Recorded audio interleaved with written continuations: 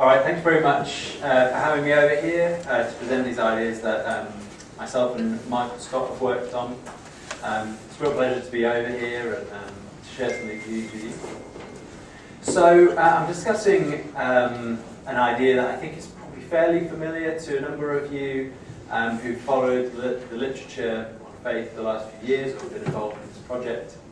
It's the idea that propositional faith, in particular I'm going to focus on propositional religious faith, needn't involve belief.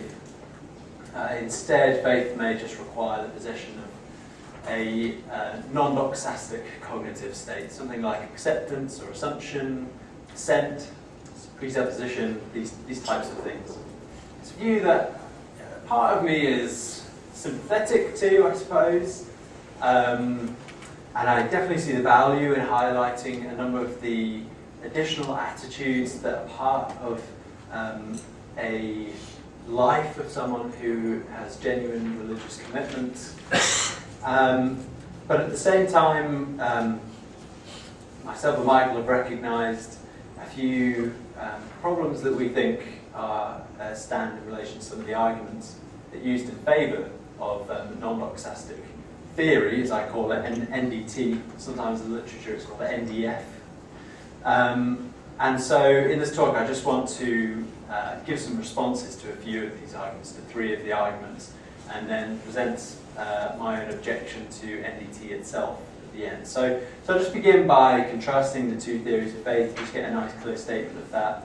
And then I'm just going to briefly skip over two of the arguments and offer responses for that, and maybe you want to discuss that a little bit more in the Q&A, and then spend a little bit more time in the fourth section on quite a popular argument in favour of NDT, and then just conclude with an objection. So let's just begin by getting a nice clear statement of the two theories of faith. So obviously the view that faith requires belief has quite a lengthy and impressive historical pedigree, but it's rarely taken that that belief is sufficient for faith, even if it's considered a necessary condition. One argument for this is made by Walter Kaufmann. He says, one cannot say without doing violence to language, I have faith that I have cancer.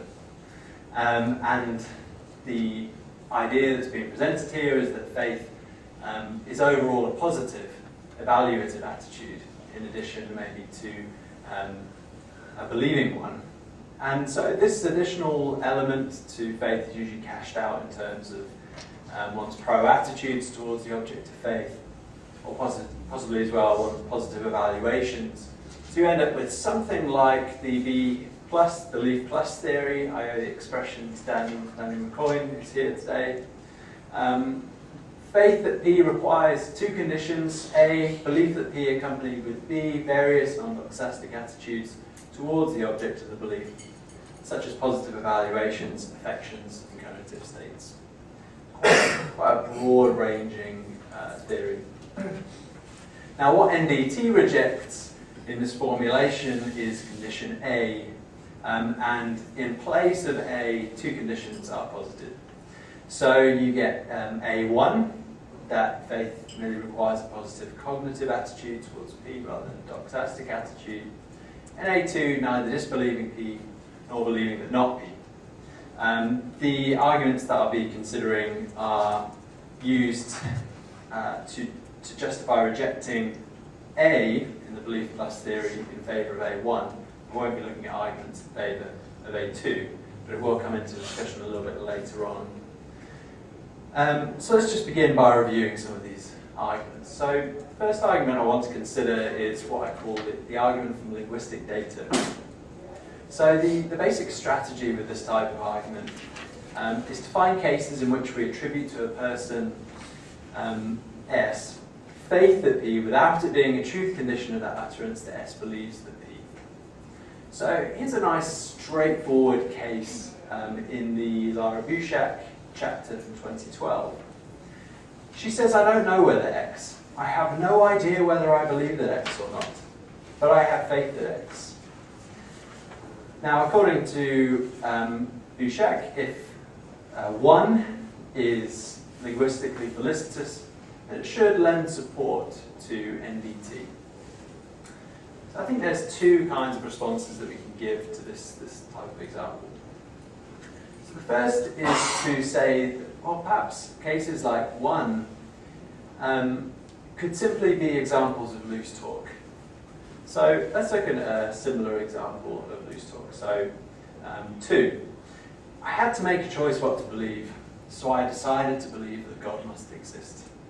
The problem with 2 is that it doesn't square with our philosophical intuitions about the nature of belief, namely that beliefs are not things that we choose. And yet 2 seems to be linguistically felicitous. I think the option is open to us to say that what the speaker is doing in example 2 is not talking necessarily about belief. Maybe they're just using the word belief loosely to communicate something different from the standard lexical content of belief. Maybe, say for example, they're using belief to say that we're cognitively committed towards peace. Maybe it's like a non-doxastic attitude, something like that. And in the same way, maybe the use of faith in 1 is being used to say that maybe we're enthusiastic or approving of X, rather than that we actually have a propositional attitude of faith towards X. Second kind of response I think we can give is to say, well, if cases like 1 are linguistically felicitous, why isn't 3 on your handout? I don't remotely believe that God exists, but I have faith that God exists nonetheless. This doesn't seem to express any particular linguistic blunder. It doesn't seem particularly infelicitous. No more infelicitous than 1 is, to me. Yet 3 is incompatible with NDT given condition A2. I think an option that's open to the support of NDT, because they would want to say that cases like 1 can be used to substantiate the theory of faith, but cases like 3 shouldn't. One option that they can use to reject cases like 3 is maybe just to consider them examples of loose talk. So, from my perspective, looking at these types of cases, I think that linguistic data is a shaky foundation at best on which to try and reject B+ in favour of NDT. So let's leave that behind for the time being and move on and consider very, very briefly another argument, that what I call the argument from doubt. There's a bit more content on your handout than what I'm actually going to talk through here. But this argument begins by highlighting the fact that doubt is a reality in the lived experience of people who are religiously committed. And quite often, or maybe from time to time, people experience a kind of doubt in which they end up lacking belief in the religious propositions that maybe they once held, or maybe they doubt it such that they never managed to acquire belief in the first place. They don't disbelieve, they're just what we'd say is being in doubt. Being in doubt is usually an expression that we use to say that we don't believe P, but we don't disbelieve P. Now the claim is that someone can be in this cognitive state to the extent that she no longer believes or doesn't believe the religious propositions, but she can still be committed to following a religion in a genuine way, a way that counts as an expression of faith. Her commitment and the actions that she undertakes, she can merely accept that certain religious claims are true and then act on that basis and just pursue that, and that should be sufficient for a kind of faith. I think possibly the problem here for the person who's trying to use this argument is that even though we can accept that undeniably religious people do suffer from this kind of doubt, a doubt that leads them to jettison their beliefs, why should we accept that this carrying on, this commitment, this pursuing a particular religious way of life should lead us to reject the belief plus account.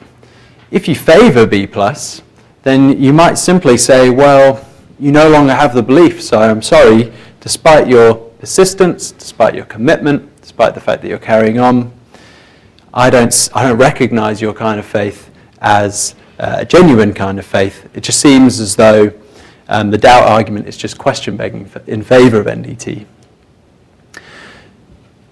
But perhaps there is an argument that people can use in order to show that our commitments can count as an expression of faith. And that's what I want to move on to consider in section 4. And I think that the discussion in this section can be used to support the person who wants to use the argument from doubt. So let's move on and look at this separate argument. So what I call the argument from pragmatic faith.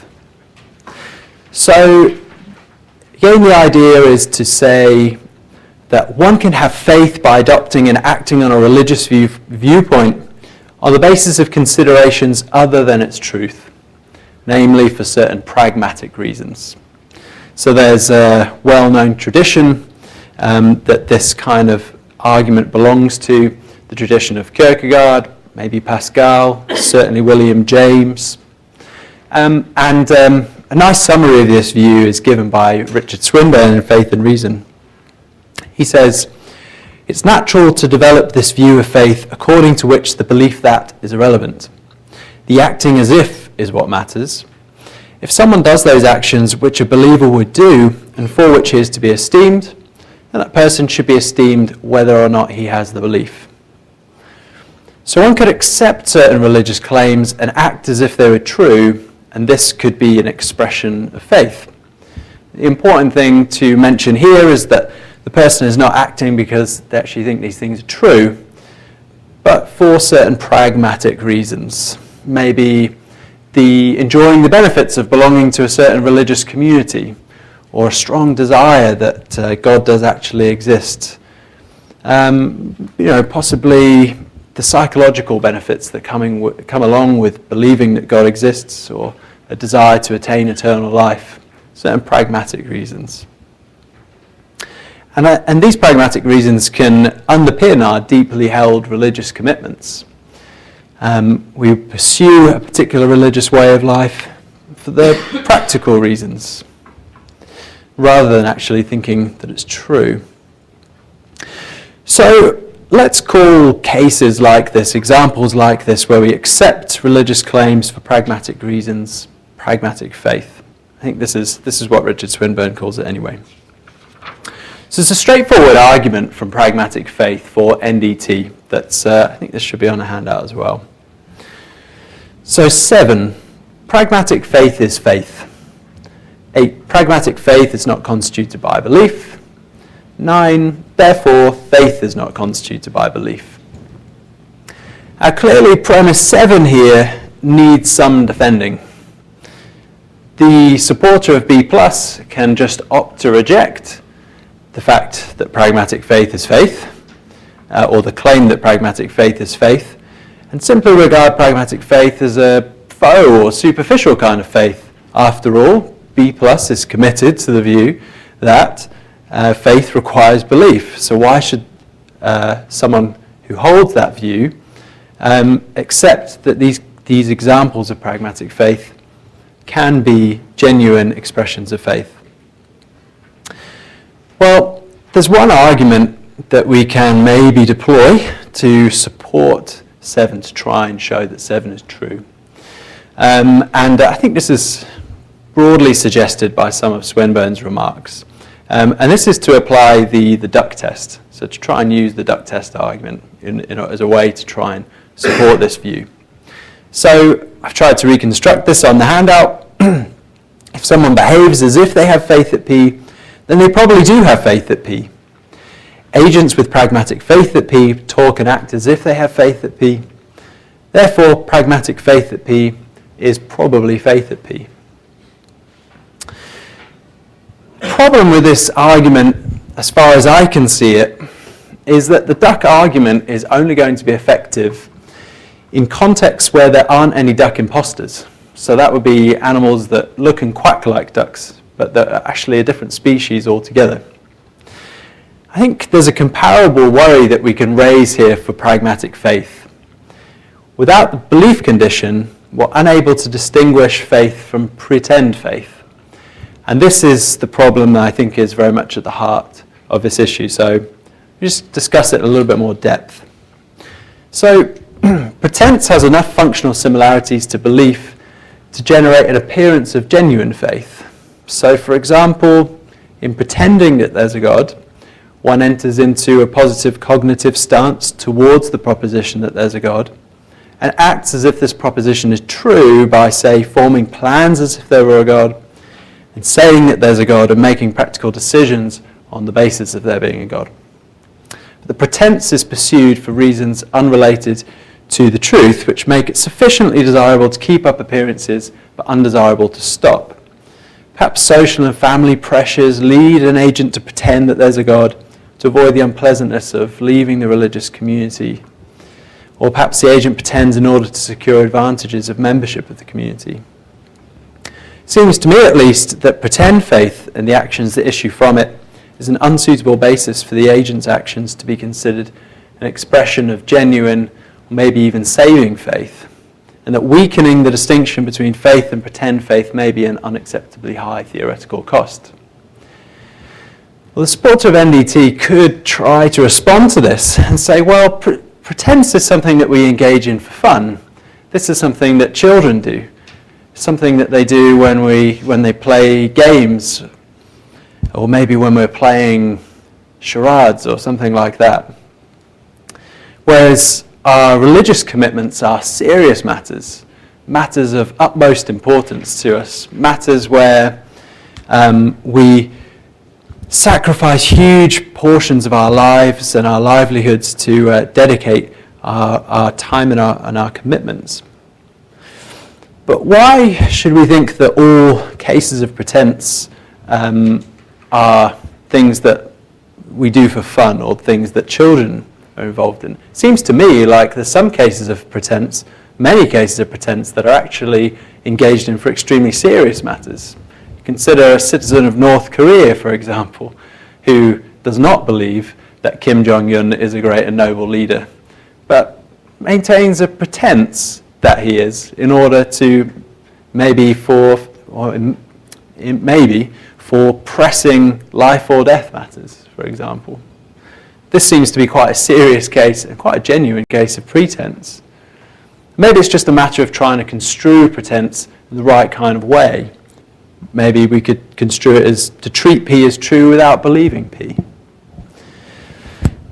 There's another possible counter that the supporter of NDT could make to this.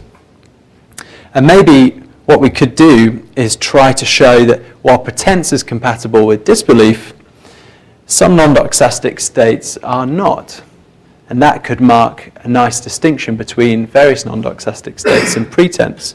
This is an argument that I attribute to Dan Howard-Snyder. So Dan says, one can act as if P while disbelieving P, but one cannot assume P while disbelieving P. For when one assumes P, one has not settled on not P, but when one disbelieves P, one has settled on not P, even though one might dissemble and act as if P. The problem is, I think that oftentimes we do assume things that we disbelieve. For example, we often assume a premise in a reductio ad absurdum, even if we believe or know it to be false. Or consider, for instance, a lawyer who knows that her client is guilty of a crime, but just assumes that she's innocent in order to motivate her to be a little bit more passionate in court and a bit more motivated to actually go out and find evidence to show that the client is actually innocent. I think the problem is that once the belief condition is jettisoned and it's pragmatic considerations that determine the positive cognitive attitudes we take towards various propositions, it's no longer clear why believing the falsity of P is an obstacle to treating it as true, and therefore acting as if it's true. Ultimately, when someone adopts a religious viewpoint without doing so for reasons relating to the truth, she does so for pragmatic reasons. When she does, though, it doesn't look possible to distinguish her attitude from pretense, and pretense looks like an unsuitable basis for considering her propositional faith an expression of genuine faith. So I find these three arguments to be, on the whole, unpersuasive for rejecting B+ in favour of NDT. So I just want to conclude with an objection to NDT itself. So let's just begin by supposing that someone who's interested in moral philosophy reads John Mackey, concludes that categorical moral claims appear to posit metaphysically and epistemically queer properties, and so we shouldn't believe them.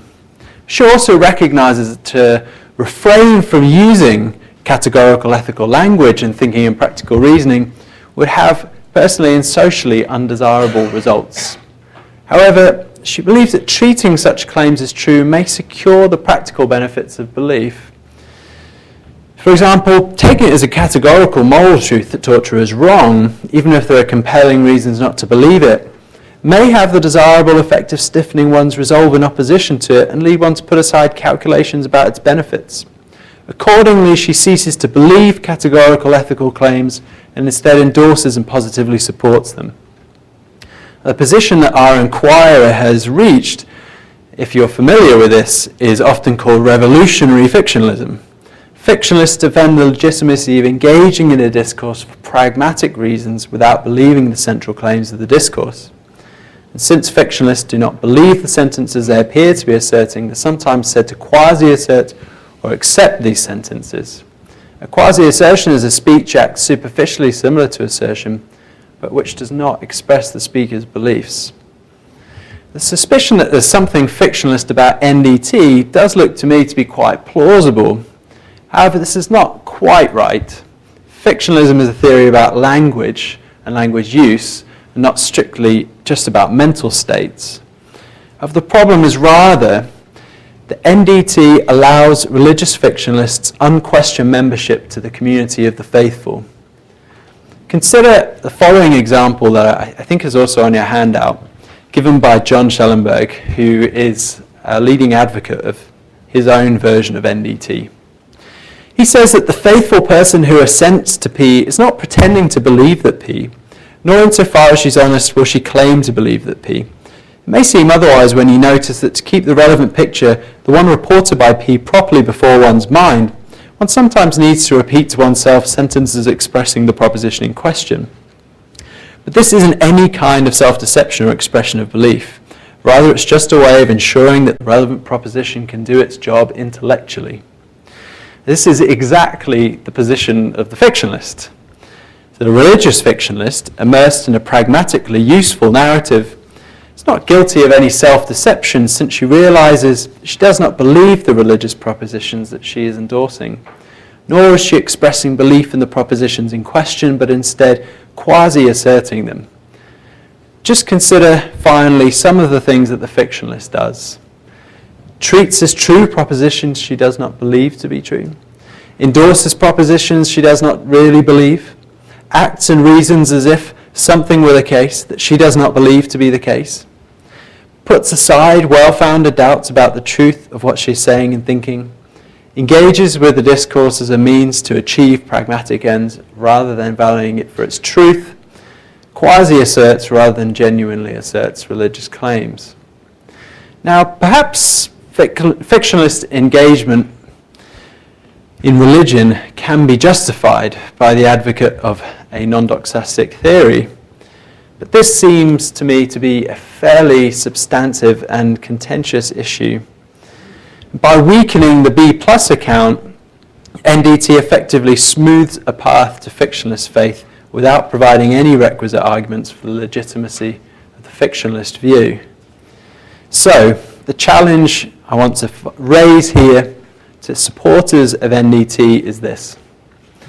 Either recognize and defend the faithfulness of the religious fictionalist or explain why fictionalism is not enough for faith.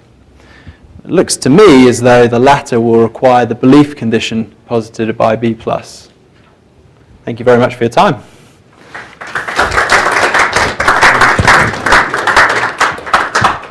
Dan, even though you project well, would you mind using this speaker microphone? out if I might a moment.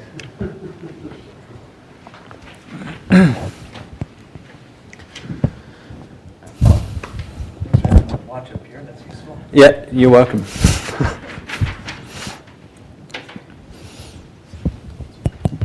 So many thanks to Finlay for an interesting and challenging paper. So according to the Doxastic theory of faith, one has faith that P only if one believes that P. The acronyms that he used, I'm not going to use. I'm going to stick with a new acronym for this view. So it's because it's important to me that we have belief that P as being the necessary condition for faith that P. So you can see it on your handout there. FP, RV, P. But I'm going to drop the P's. You just have faith requires belief. But remember the propositional content place has to be P there. So Malcolm has two stated aims. One, to argue that the leading arguments for rejecting FRB, and I'll keep using FRB to go back to this statement of what it is if you need reminding, are unpersuasive. And two, to argue that the rejection of FRB opens the way to a fictionalist account of religious discourse, by which we later learning means that the denial of FRB leaves us unable to distinguish fictionalist faith from genuine faith. I have 5 questions related to whether he achieves these aims. First, some preliminaries. Number 1, Malcolm seems to assume that there's exactly one propositional attitude picked out by uses of the locution S has faith that P. One might think otherwise, and one might think that this has implications for FRB. After all, what if there are at least 2 distinct attitudes picked out by that locution, and that one requires belief to P, and another does not? Now, what follows, I'm going to go along with his assumption, largely because I theorize from his point of view on this matter anyway, and so it would be ingenuine of me to insist that, to insist on this as an objection. I'm just pointing out that some of you might want to make an objection to this.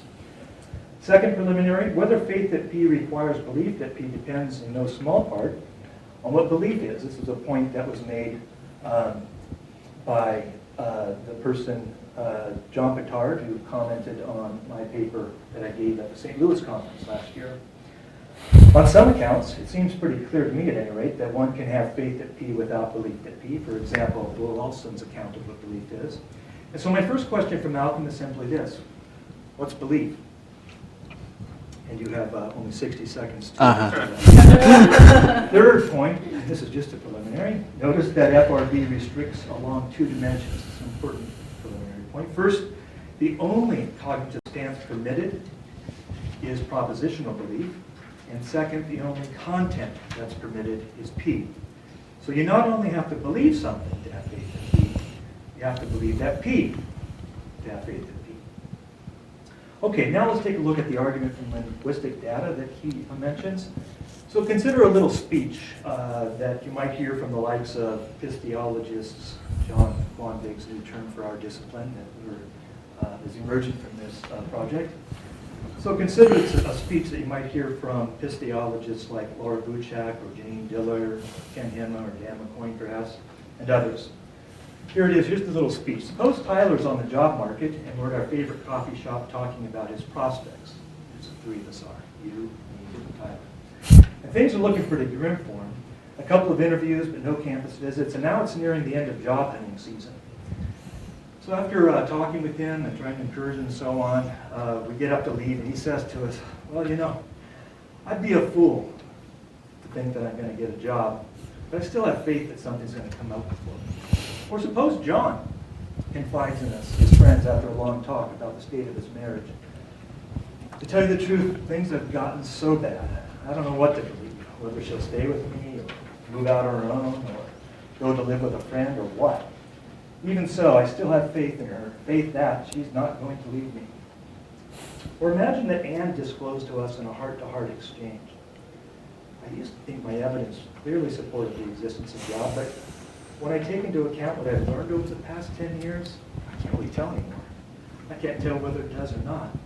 Still, I have faith that he's there.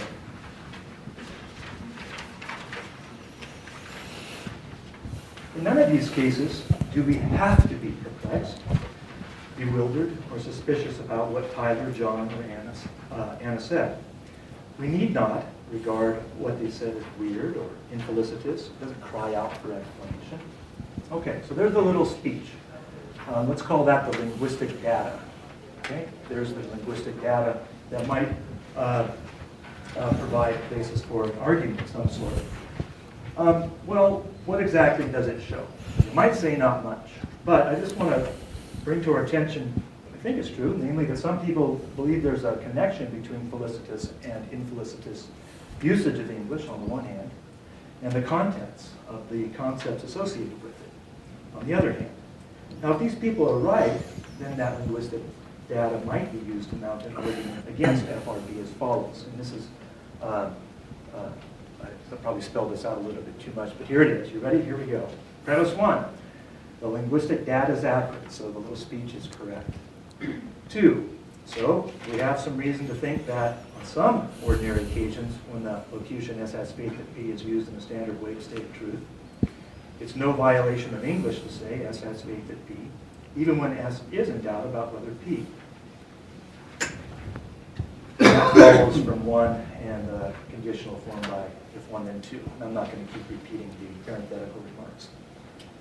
Premise 3, so we have some reason to think that on some ordinary occasions when the locution S has faith that P is used in a standard way to state the truth, it's no violation of English to say S has faith that P, even when S lacks belief in P. Now suppose that there's exactly one concept of propositional faith, and it's expressed on every ordinary occasion when the locution S has faith that P is used in a standard way to state a truth. One might conclude then that we have some reason to think that the concept of propositional faith permits one to have faith that something is so, P, even when one lacks belief in P. Now, reading Malcolm's paper, it seemed to me that he granted premises 1 and 4. At any rate, he didn't question them when he discussed Laura Buchak's claim that the linguistic data does support the denial of FRB. Rather, he made 2 other points, and here they are.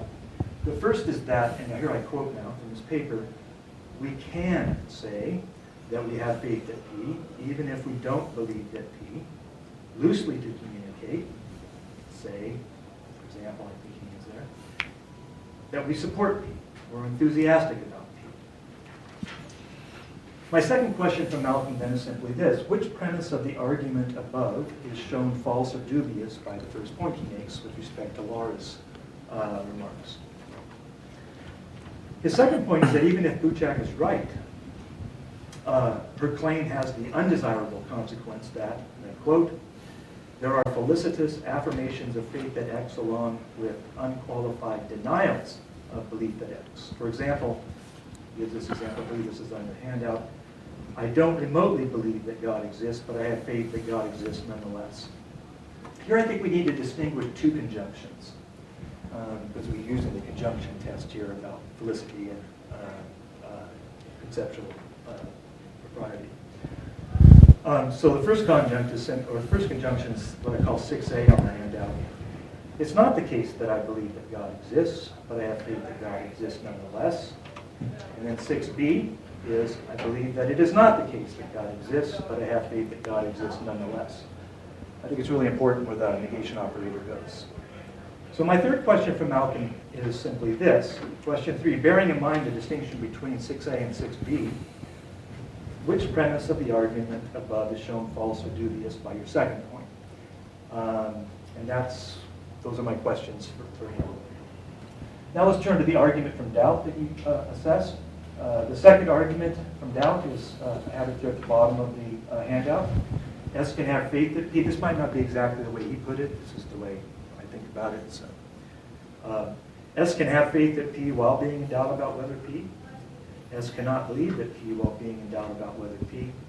So S can have faith that P without belief that P. Now Malcolm says that premise 1, and I quote, is just question begging, unquote, and that similarly, it's unlikely, he says, quoting again, to impress the supporter of the Doxastic theory who can simply opt to reject 1, end quote. Now, I'm not sure what begging the question is, but I'm pretty sure that one can affirm premise 1 of the argument from doubt without affirming the conclusion, and vice versa. And I'm pretty sure that one's basis for affirming the first premise need not include the conclusion. Rather, one might simply witness and Listen to the testimony of those whom one takes to be paradigm cases of faith, and see for oneself that faith and doubt are compatible. Take Mother Teresa, for example, and if you haven't read Come Be My Light, the private writings of Mother Teresa, please take one thing away from this weekend, that you must read this thoroughly. If you are engaged in any devotional practices, I'd suggest you use this during those times. So take Mother Teresa, for example, or for that matter, Bill Olson, my mentor, or T.S. Eliot, the British poet. All of them experienced doubt of a sort, and to such an extent that during their years as Christians, they lacked belief of the propositions constitutive of the basic Christian story, but still accepted them or acted on the assumption they were true or believed they were the least false of the options they could find credible. That was T.S. Eliot's line, that was least false of the options available. And so on. Regarding such cases, Malcolm says, in a quote, "We need a further argument for construing them as involving being in doubt without losing faith," end quote. So here I have a fourth question, or series of questions for Malcolm. If you can't see Mother Teresa or Alston or Eliot or any number of others who suffer from doubt as exhibiting genuine faith, what good would an argument do for you? What would such an argument even look like? After all, will all of its premises be more plausible than the claim that they, those folks, have genuine Christian faith despite their doubt? Now let's skip over the stuff about the pragmatic argument, because I think it connects nicely with the fictionalist stuff that he did at the end. He tells us that, and I quote again, "There's something fictionalist about faith at P without belief at P." And he tells us that the denial of FRB, quote, "allows religious fictionalist unquestioned membership in the community of the faithful," and that it, quote, "smooths the path to fictionalist faith," end quote. Now I have to confess, and this may rub some of you in the wrong way, but that all sounds really, really horrible to me. I am no friend of fictionalists. I think they should be banned from the church. In fact, I think we should have an anti-fictionalist pill that every clergy person takes before they campaign. I can see some of you aren't laughing. So now I know who the fictionalists are. But what is a fictionalist, you might say? Maybe that's why you're not laughing, because you know what the heck we're talking about. Okay. What's a religious fictionalist might be a more specific question. Well, as the name suggests, a fictionalist about some domain of discourse or practice believes, among other things, that the propositions constitutive of that domain are all or are largely false, since they are better regarded as being about fictions than reality. So a fictionalist about morality thinks that every sentence that purports to express a moral truth, in fact, expresses falsehood. Still, it might be useful to go along speaking these moral falsehoods. After all, one has to live with one's fellows, and it's inadvisable to say, publicly anyway, or even around one's family and friends, that it's false, that adultery, theft, terror bombing, and the like are wrong, or that it's not wrong to leave stuff around the house. That was for the friends and family part. Okay, likewise for religion. A religious fictionalist believes, among other things, that the propositions constitutive of the religious domain are all or largely false, since they too are better regarded as being about fictions than reality. Still, it might be useful to say God loves us and has a plan to redeem us and the like, and it might even be useful to act as if you believe such things. After all, you might be a rector or a bishop, and you don't want to hurt your parishioners by telling them the truth, or what you regard as the truth. Or maybe your family or employer or friends would be unhappy if you came out as a fictionalist, so it's just best to play along. So that's the basic idea, I take it, of what fictionalism is. Now Malcolm adds on page 8 6 other things that he says that the fictionalist does, and this is on your handout, you saw those there. All of which he surmises, I gather, are jointly sufficient for propositional faith given the denial of FRB. And then he issues a challenge at the very end to those who deny FRB. Quote, either recognize and defend the faith of the religious fictionalist or explain why fictionalism is not enough for faith. He then adds, this is the last sentence of his paper in his talk today, it looks like the latter will require the belief condition posited by FRB, end quote. So this last bit strikes me as a bit hasty, for although I certainly don't want to recognize anything called the faith of the religious fictionalist, yuck. Neither does it look to me like I can explain why a fictionalist's mental state is not enough for faith only by appealing to FRP. After all, despite her many excellences, the fictionalist believes that it is false if there is a God or anything else supernatural. Moreover, she has no positive cognitive stance toward theism.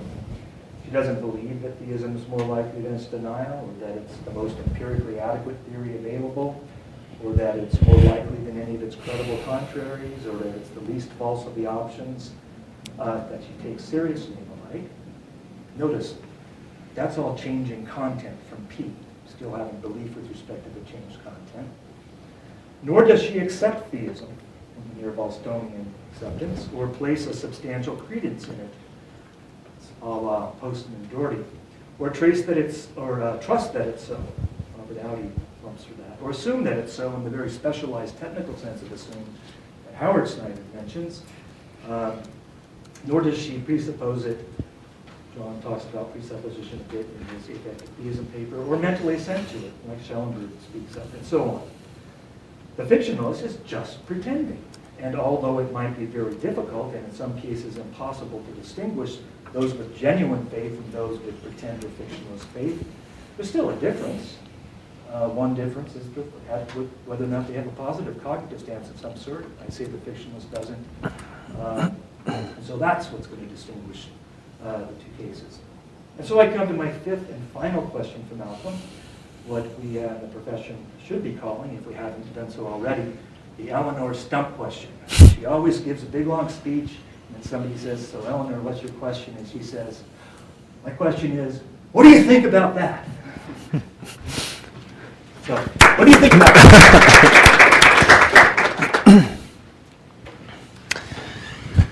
I think there's some really interesting points. Thanks very much. And yeah, all very relevant and fair, and yeah, things that I will go on to considering.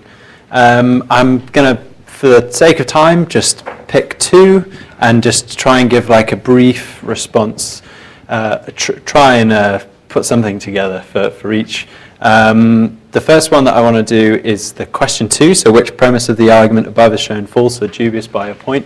I really like the formulation of the argument there. I think I'm going to use it for myself, so thanks. But okay, so my response kind of goes like this. So I think the main problem with this argument, as I see it, centers on the phrase, S has faith that P is used in a standard way. This statement needs to take into account the empirically well-grounded phenomenon of loose talk into its criteria for what constitutes a standard use of certain expressions. But if we look at some cases of loose talk, we can see that the argument only seems to lend weak support to a theory of faith. Consider the following standard utterance. The audience was silent when said in reference to a rock concert. In cases like this, what is meant by the speaker by silent does not strictly accord with how this expression may be defined. Assuming that the literal definition of silent is soundless, the speaker is not claiming that the audience is strictly speaking silent. They were certainly breathing, and perhaps some of them were maybe even talking quietly. So it looks as though we can use expressions loosely to communicate something different from their standard lexical content, which was my argument in the thing. So I just want to put this expression into the argument, and for brevity's sake, just focus on premises 3 to 5.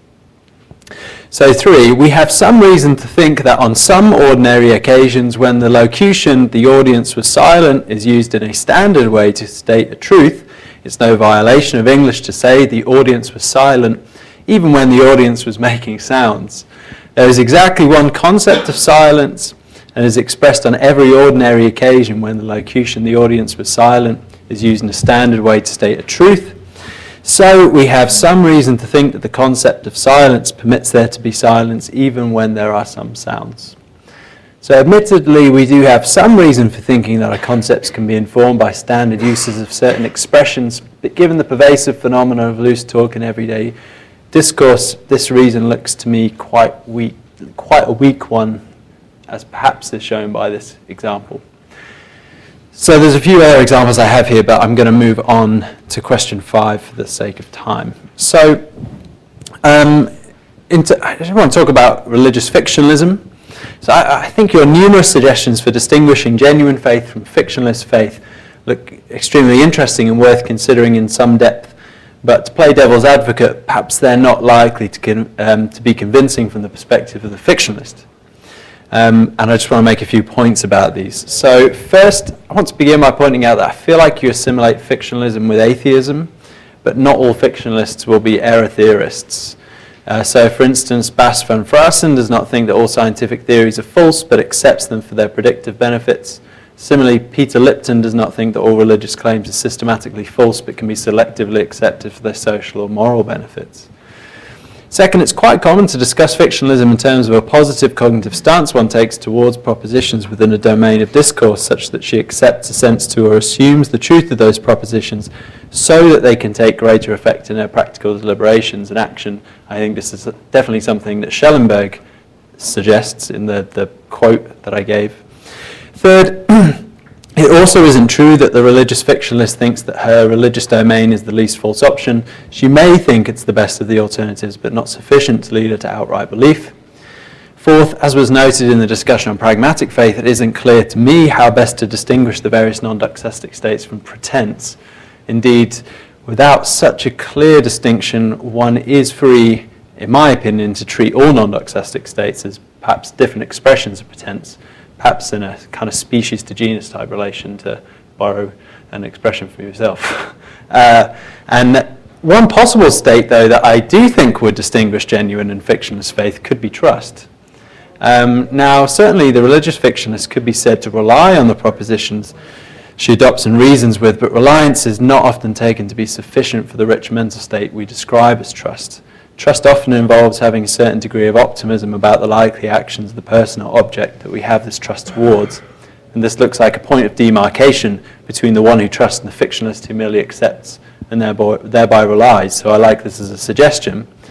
However, what seems likely to me, though, is that this optimism in some way involves or gives rise to beliefs about the likely trustworthiness of the one trusted. And as such, we're back to requiring B+ theory to distinguish fictionalists from genuine faith.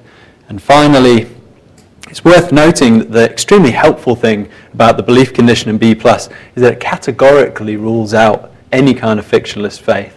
And perhaps for me and for yourself, this reason alone makes it quite an attractive thesis to adopt.